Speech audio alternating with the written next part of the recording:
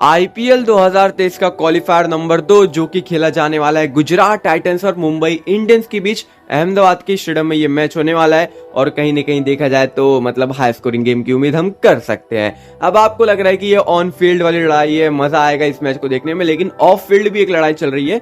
मतलब बहुत सारे लोग ये कहते हैं ना कि मुंबई इंडियंस एक स्ट्रॉन्ग टीम लेके हमेशा से उतरती है, लेकिन रोहित शर्मा ने उन सबको जवाब दे दिया। लेकिन रोहित शर्मा की बात मैं एकदम ध्यान से सुनता हूं, एग्जैक्ट वर्ड मैं आपको बताता हूं। उन्होंने कहा कि जैसे हमारे लिए हार्दिक पांड्या, कुणाल पांड्या और जसप्रीत बुमराह थे, वैसे आने वाले 2 साल बाद हमारे लिए तिलक वर्मा और निहाल वगैरह रहेंगे और ये बहुत बड़े सुपरस्टार होने वाले, ना सिर्फ हमारे लिए, इंडियन टीम के लिए भी। तो ये जो वर्ड है ना, ये एग्जैक्ट और मतलब रोहित शर्मा की बात मैं भूलता नहीं, ठीक है।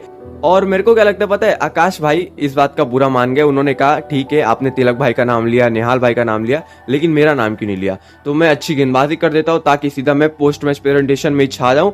और अगर आपने उनका फिगर देखा होगा, बॉलिंग फिगर की मैं बात कर रहा हूँ, तो वहां पर 5 रन देके 5 विकेट लिए और ओवरऑल उन्होंने 4 ओवर पूरी गेंदबाजी भी नहीं की है। 3.3 ओवर में ये देखिए मुकाम हासिल किया। और अभी तक देखिए प्लेऑफ्स में ऐसा आंकड़ा, ऐसा फिगर किसी भी गेंदबाज के दौरान नहीं आया है, मतलब आप समझ रहे हो। और ये अनकैप्ड प्लेयर के द्वारा आया है। तो आकाश मधवाल आने वाले सालों में छाने वाले हैं। और जब नाम ही आकाश है तो फिर मतलब हमारी टीम में 2 आकाश है। मतलब एक तरीके से अपना स्काई भी हिंदी में आकाश हुए और आकाश मधवाल तो आकाश है ही।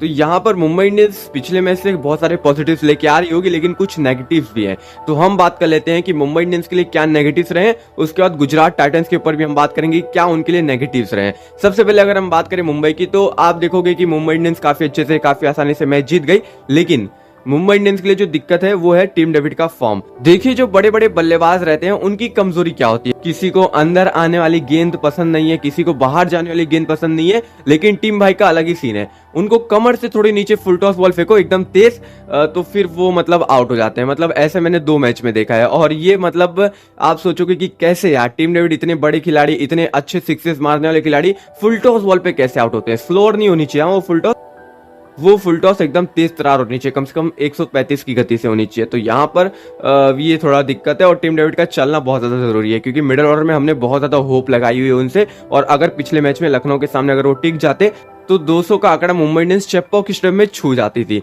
और वैसे भी 180 रन भी बहुत थे मेरे ख्याल से, क्योंकि अगर आप पिछला मैच ही देखो जिसमें चेन्नई और गुजरात के बीच मैच हुआ था, तो 172 रन बने थे मेरे ख्याल से, 172 173, क्योंकि दूसरे इनिंग में पिच स्लो होने लगती है और फिर बल्लेबाज थोड़े अटकते हैं। और जिस तरीके से लखनऊ के बल्लेबाजों ने भी मदद किया मुंबई इंडियंस का, रोहित शर्मा का हिट लग रहा था, रोहित शर्मा फील्डिंग कर रहे थे और ऊपर से मार्कस स्टोइनिस, दीपक हुड्डा, कृष्णप्पा गौतम, सब में एकदम तालमेल एकदम खत्म हो गया था यार। तो यहाँ पर देखा जाए तो फिर मतलब सीन बन गया। तो यहाँ पर देखा जाए तो फिर लखनऊ मतलब नहीं जीत पाया।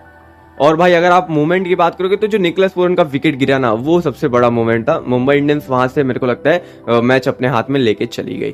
वहीं अगर हम बात करते हैं गुजरात और चेन्नई के बीच जो मैच हुआ था उसमें, तो देखो मेरे को ऐसा कोई गुजरात में इतनी कोई कमी नजर वैसे भी आती नहीं है, क्योंकि गुजरात एक स्टेबल टीम है हर कैटेगरी में। मिडिल ऑर्डर में खास करके उनके जो ओपनर्स हैं और ऊपर से जो उनके तेज गेंदबाज है, स्पिनर्स हैं, हर एक कैटेगरी में काफी मजबूत टीम नजर आती है। लेकिन अगर आप देखोगे तो डी शनका और देखा जाए तो विजय शंकर को नीचे लाने में बहुत बड़ी गलती कर दी गुजरात टाइटंस ने पिछले मैच में। विजय शंकर को थोड़ा ऊपर लेके आया जा सकता था डी शनका की जगह पे, लेकिन देखा जाए तो थोड़ी गलती तो हुई ही है। तो देखो ऐसे कोई बड़ी मेजर प्रॉब्लम नहीं है गुजरात टाइटंस, 1-2 मैच किस्मत की भी बात होती है, लेकिन जो विजय शंकर है ना, उनको थोड़ी ऊपर बल्लेबाजी करने का मौका दिया जाए तो देखिए काफी बेहतर होगा। तो यहाँ पर मुझे लगता है कि हार्दिक भाव को थोड़ा कॉम्प्रोमाइज करना चाहिए, नंबर 5 पे उतरना चाहिए और हो सके तो विजय शंकर और डी शनका को थोड़ा मौका दिया जाए। तो यहाँ पर ये बेहतर होगा, क्योंकि हार्दिक पांड्या अपने ऊपर जिम्मेदारी लेने के चक्कर में अपना नेचुरल गेम भूल रहे हैं। और अपना नेचुरल गेम आप भूलते हैं, मेरा जो अपना मानना है उसके हिसाब से मैं बोल रहा हूँ। तो यहाँ पर हार्दिक भाव को नंबर 5 पे उतरना चाहिए। वहीं अगर हम बात करते हैं पिच की, तो देखो अहमदाबाद का पिच है। अगर आप एवरेज स्कोर की बात करोगे तो ये टोटल एवरेज स्कोर की मैं बात कर रहा हूँ, तो 160, 170, 180 के बीच ऐसा ही कुछ रहता है। लेकिन मैं बात कर रहा हूँ इस साल की आईपीएल की। तो जो पहला मैच हुआ था जिसमें यश दयाल को 5 में 5 सिक्सेस पड़े थे रिंकू सिंह के द्वारा, तो वो मैच में ऑलमोस्ट 200 के पार आंकड़े गए थे। तो यहाँ पर आप देखोगे तो मतलब 200 का आंकड़ा यहाँ पर छूना बहुत ज्यादा आसान नजर आता है। और ऊपर से जिस तरीके की बल्लेबाजी यूनिट है दोनों टीमों के पास, खास करके मुंबई इंडियंस के पास, तो 200 रन तो बनने भी चाहिए, क्योंकि अगर 200 रन नहीं बनेंगे तो फिर मुंबई इंडियंस के गेंदबाजों के लिए दिक्कत होगी। और मुंबई इंडियंस के गेंदबाज किस तरीके के हैं ये आपको पता है। अब आप कहोगे कि भाई आकाश मधवाल ने काफी अच्छी गेंदबाजी की, तो सिर्फ आकाश मधवाल ने अच्छी गेंदबाजी की, उसके अलावा इतना कोई इफेक्टिव नजर नहीं आया। अगर आकाश मधवाल नहीं होते ना तो फिर कुछ नहीं होता था। अब देखो एक तरफ से प्रेशर बन रहा है तो दूसरी तरफ से गेंदबाज फायदा उठाएंगे ही। तो यहाँ पर मेरे ख्याल से अहमदाबाद के पीछे मुंबई इंडियंस चेस करे वो उनके लिए ज्यादा बेटर है। अब बात कर लेते हैं कि क्या प्लेइंग 11 में कुछ चेंजेस की उम्मीद है। देखो जहां तक मेरा अपना मानना है कि देखिए चेपॉक के स्टेडियम में मैच नहीं हो रहा है तो हो सकता है कि मुंबई इंडियंस ऋतिक शौकीन की जगह पे कुमार कार्तिकेय को लेके आए। और देखो मैंने तो पहले भी कहा है कि पीयूष चावला एक फिक्स स्पिनर है, उनके अलावा कौन दूसरा स्पिनर आता है, चाहे ऋतिक शौकीन है चाहे कुमार कार्तिकेय है, ये मुंबई इंडियंस की पूरी तरीके से टीम के ऊपर डिपेंड रहता है। लेकिन जिस तरीके से चीजें हम देख रहे हैं, ऑब्जर्व कर रहे हैं, उसमें लग रहा है कि कुमार कार्तिकेय देखिए गुजरात के सामने खेलेंगे। तो यहाँ पर ये चेंजेस हो सकता है मुंबई इंडियंस की प्लेइंग 11 में। वहीं अगर एक और चेंजेस अगर मुंबई इंडियंस करना चाहे, मेरी थोड़ी विनती सुन लें कि क्रिस जॉर्डन को निकाल दिया जाए। अब पिछले मैच में एक मेडन ओवर डाला, कायल मेड्स का इंपॉर्टेंट विकेट लिया, लेकिन यार समझो यार, मेरे को नहीं लगता भाई वो शुभमन गिल के सामने आएंगे, वो हार्दिक पांड्या के सामने आएंगे 10 ओवर्स में। और अहमदाबाद की पिच ऐसी नहीं है कि आपको देखिए मदद मिलेगी, तो वहां पर फिर क्रिस जॉर्डन बहुत ज्यादा पिटेंगे। और क्रिस जॉर्डन ऑलमोस्ट हर मैच में, पिछले मैच को छोड़ दो, हर मैच में भाई देखिए 40 के ऊपर रन खा रहे हैं। तो फिर मुंबई इंडियंस को थोड़ा देखना पड़ेगा यार। अगर आप किसी और गेंदबाज को खिला सकते हैं, अर्जुन तेंदुलकर को खिला सकते हैं जो कि मेरे सबसे पहले पसंद है, तो बेहतर होगा।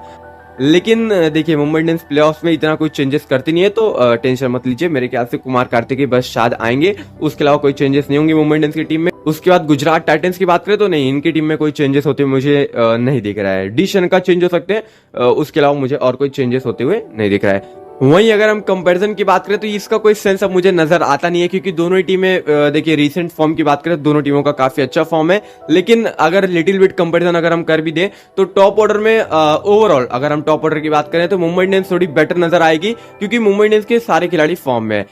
लेकिन अगर आप गुजरात की बात करोगे तो शुभमन गिल का विकेट सबसे इंपॉर्टेंट विकेट होता है। अगर शुभमन गिल चले जाते हैं तो मेरे को लगता है कि उनके टॉप ऑर्डर की या फिर उनके शुरुआती 5-6 बल्लेबाजों की रीढ़ की हड्डी चली गई है। लेकिन अगर गुजरात सामने है, जब तक राशिद खान आउट नहीं होते तब तक मानना ही नहीं चाहिए कि आप मैच जीत चुके हो। आपको राशिद खान को आउट करना है, राशिद खान आउट हो गए मतलब मैच जीत गए आप।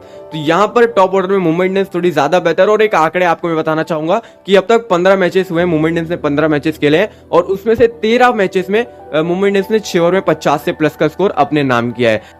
तो मतलब मुंबई इंडियंस पावर प्ले में तेजी से रन बना रही है। अगर 50 से कम रन में उनको रोक लेते हैं 40 रन पे या फिर 45 रन पे, तो फिर ये जो जीत होगी ना ये गुजरात टाइटंस की गेंदबाजों की होगी। अब उसके बाद अगर आप मिडिल ऑर्डर की बात करोगे तो मिडिल ऑर्डर में मुंबई इंडियंस आ गए। मिडिल ऑर्डर में मुंबई इंडियंस की गहराई भी है और ऊपर से मुंबई के हर एक खिलाड़ी फॉर्म में है, काफी अच्छे फॉर्म में। वहीं अगर हम गुजरात के मिडिल ऑर्डर की बात करें तो मिडिल ऑर्डर में इनके भी दमखम बहुत ज्यादा है, क्योंकि वहां पर मेरे को लगता है सबसे खतरनाक खिलाड़ी जो कि है डेविड मिलर और देखा जाए तो राशिद खान। मतलब जब तक राशिद खान आउट नहीं हो जाते तब तक मुंबई इंडियंस को सोचना ही नहीं है कि हम लोग मैच जीत चुके हैं, क्योंकि राशिद खान जब आउट होंगे तभी चैन की सांस ली जाएगी, वरना राशिद खान रहेंगे तो फिर और तेजी से रन बन। मैंने पिछले कुछ मैचेस में देखा है राशिद खान बहुत तेजी से रन बना रहे हैं। मतलब ऐसा लगता है कि उनके पास खोने के लिए कुछ है ही नहीं, तो हम ही रन बना देते हैं। तो राशिद खान सबसे बड़े डेंजर है मेरे ख्याल से। तो वहां पर देखा जाए तो राशिद खान, डेविड मिलर और कहीं ना कहीं आप देखोगे तो देखो अगर तेज गेंद मिलती है तो राहुल तेवतिया भी इफेक्टिव है और हार्दिक पांड्या तो अपने दम पे भी सिक्सेस मार सकते हैं। तो ओवरऑल देखा जाए तो यहाँ पर आप देखोगे तो मिडिल ऑर्डर में देखिए गुजरात काफी अच्छी है, इसमें कोई शक नहीं है, लेकिन मुंबई थोड़ी ज्यादा आगे है। वहीं अगर हम बात करें स्पिनर्स की तो इसमें कंपैरिजन करने का कोई सेंस भी नहीं बनता। दोनों टीमें स्पिनर के मामले में कहीं पे भी कम्पिटिट करते हुए नजर नहीं आती। पीयूष भाई है, लेकिन आप देखोगे तो राशिद खान पर्पल कैप की लिस्ट में दूसरे नंबर पे हैं। और वहीं अगर आप देखोगे तो नूर अहमद भी विकेट निकालना चाहते हैं, मिडिल ओवर्स में विकेट निकाल रहे हैं। और मुंबई इंडियंस की स्ट्रेंथ क्या है, मिडिल ओवर्स में रन बनाना, तो वहां पर दिक्कत बन सकते हैं नूर अहमद और राशिद खान। पेसर्स की बात करोगे तो मोहम्मद शमी सबसे बड़े पॉजिटिव, उनके अलावा इतना कोई इफेक्टिव पेसर नजर आता है वो है मोहित शर्मा के नाम। ऑलमोस्ट 17 से 18 विकेट मेरे ख्याल से, 18 नहीं 19 विकेट है मेरे ख्याल से, तो वहां पर आप देखोगे तो वो भी है। उसके बाद मोहम्मद शमी तो ऑलरेडी पर्पल कैप की लिस्ट में नंबर 1 पे है। और उसके बाद आप देखोगे तो इनके पास विकल्प बहुत सारे हैं, मतलब ऑलमोस्ट 6 से 7 विकल्प है इनके पास गेंदबाजी के। डी शनका, विजय शंकर, हार्दिक पांड्या खुद ये सब गेंदबाजी कर सकते हैं। अलजारी जोसेफ भी रहते हैं, यश दयाल भी रहते हैं। तो देखा जाए तो इनके पास बहुत सारे विकल्प हैं गेंदबाजी में और यही इनको काफी ज्यादा मजबूत भी बनाता है। वहीं अगर हम ऑलराउंडर्स की बात करें तो 5 ऑलराउंडर है किसकी टीम में, यानी कि हार्दिक पांड्या की गुजरात टाइटंस की टीम में 5 ऑलराउंडर है, ठीक है 5। तो आप समझ सकते हैं कि मुंबई इंडियंस कहाँ मतलब स्टैंड करती है इनके सामने। मुंबई इंडियंस के पास बेशक तिलक वर्मा है, नेहाल वगैरह है, ऊपर से कैमरॉन ग्रीन भी है, लेकिन जो गुजरात टाइटंस की टीम में 5 ऑलराउंडर मैंने आपको बताया वो 5 के 5 प्रॉपर ऑलराउंडर है। तो वहां पर आप देखोगे तो फिर मुंबई इंडियंस थोड़ी सी पीछे नजर आती है ऑलराउंडर की कैटेगरी में। हेड टू हेड में देखोगे अगर इस साल की बात करें यानी कि 2023 में जब गुजरात टाइटंस और मुंबई इंडियंस सामने सामने आए हैं 1-1 का रेशियो रहा है, लेकिन ओवरऑल मुंबई इंडियंस 2 मैचेस जीती है और गुजरात टाइटंस 1 ही मैच जीती है। तो यहाँ पर ये था हेड टू हेड कंपेरिजन। ये देखिए कंपेरिजन वाला जो सेक्शन है ना, इसमें मेरे को इंटरेस्ट आ भी नहीं रहा है और मुझे नहीं लगता कि मतलब इसमें कोई इतना कंपेरिजन करने वाली बात भी रहती है। कौन से खिलाड़ी कब चल जाए किसी को पता भी नहीं रहता ना, तो ये भी एक दिक्कत का विषय है। लेकिन देखिए उम्मीद है कि मुंबई से चेन्नई फाइनल होगा। आपको क्या लगता है कमेंट बॉक्स में आप बता सकते हैं। चैनल को सब्सक्राइब, बेल नोटिफिकेशन ऑन कर लीजिएगा और थोड़ा सपोर्ट दिखाइएगा। आईपीएल 2024 का सफर शुरू होने वाला है बहुत जल्द।